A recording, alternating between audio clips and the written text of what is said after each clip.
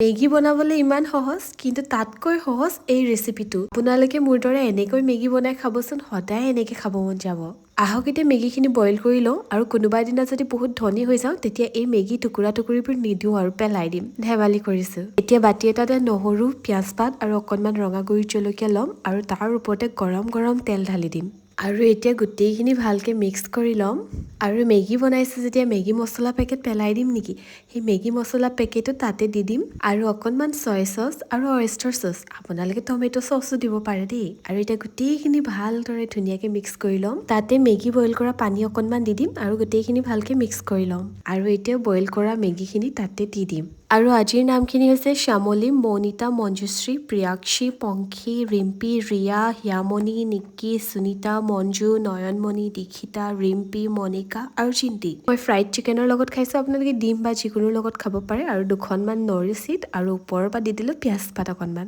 তো আপোনালোকে জনাব দেই মোৰ এই চিম্পল মেগী ৰেচিপিটো আপোনালোকৰ কেনেকুৱা লাগিলে আজিলৈ আহিছোঁ বাই